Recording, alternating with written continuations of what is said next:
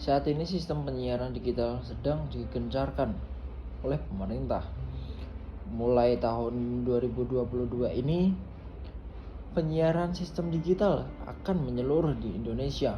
Maka dari itu, video ini merupakan kelebihan dan kekurangan terhadap sistem penyiaran digital di Indonesia. Assalamualaikum warahmatullahi wabarakatuh. Halo semuanya, saya Syarif Brandin. Pada video kali ini, saya buat untuk memenuhi kebutuhan nilai ujian tengah semester pada mata kuliah dasar penyiaran. Dan pada kesempatan kali ini, saya akan memberikan sedikit penjelasan mengenai kelebihan dan kekurangan sistem penyiaran digital di Indonesia.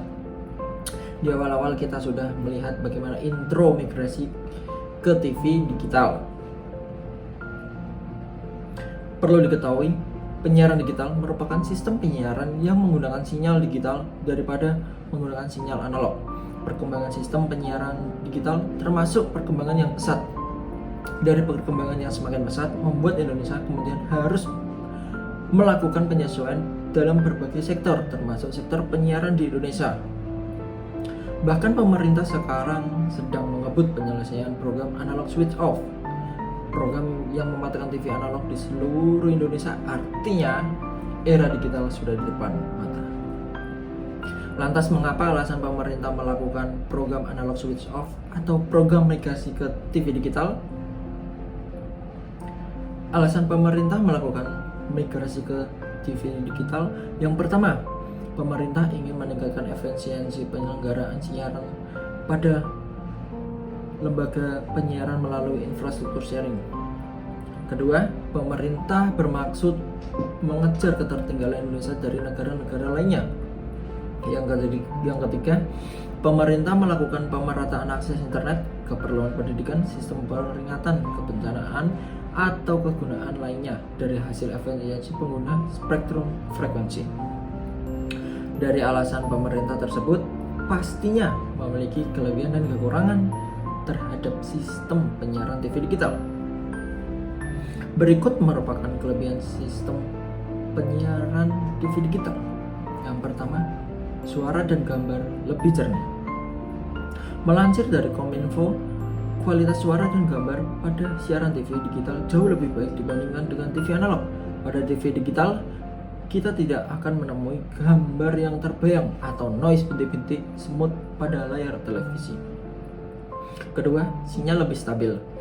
Pada TV analog, jika kita jauh dari lokasi stasiun pemancar televisi, maka sinyal penyiaran akan semakin melemah dan gambar yang ditampilkan akan semakin buruk.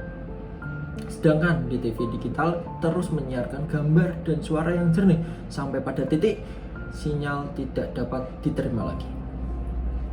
Yang ketiga, terdapat berbagai fasilitas tambahan. Bagi para pengguna TV digital, tak hanya dimanjakan dengan siaran televisi yang jernih dan stabil, namun juga bisa mendapatkan fasilitas tambahan seperti EPG, Electronic Program Guide, yakni fasilitas untuk mengetahui acara yang telah dan akan ditayangkan. Pengguna juga bisa langsung menilai kualitas penyiaran dengan memberi rating terhadap program televisi yang ditonton. Yang keempat, memiliki dua status penyiaran TV digital. Penyiaran TV digital hanya mengenal dua status, terima 1 atau tidak 0. Yang berarti apabila perangkat penerima siaran digital dapat menangkap sinyal, maka program siaran akan diterima. Sebaliknya, jika sinyal tidak diterima, maka gambar suara tidak muncul. Kemudian, untuk kekurangan sistem penyiaran TV digital, 1. Kendala dalam operasional. Dalam proses perpindahan dari TV analog ke TV digital, pasti akan berhubungan dengan kesiapan penonton TV di Indonesia yang masih banyak menggunakan TV analog. Memang saat ini tengah dijalankan proses simulcast, namun yang menjadi kendala adalah lama proses simulcast. Lama proses simulcast juga terbagi lagi menjadi dua wilayah, yaitu wilayah ekonomi maju dan wilayah ekonomi kurang maju. Sehingga dari hal tersebut bisa terlihat siap atau tidaknya masyarakat dan penyelenggaranya. Dengan begitu, ketika beralih sepenuhnya ke era TV digital tidak terjadi kesenjangan. Yang kedua, cliff spot and blank spot. Secara teknis masih sering terjadi cliff effect dan blank spot. Cliff effect dan blank spot adalah ketidakstabilan penerima sinyal digital yang lemah sehingga menyebabkan siaran terputus-putus atau patah-patah. Bahkan tidak ada gambar jika pesawat televisi tidak memperoleh sinyal sama sekali. Yang ketiga, kerugian teknis. Hal ini ditakutkan terjadi pada lembaga pengelolaan siaran.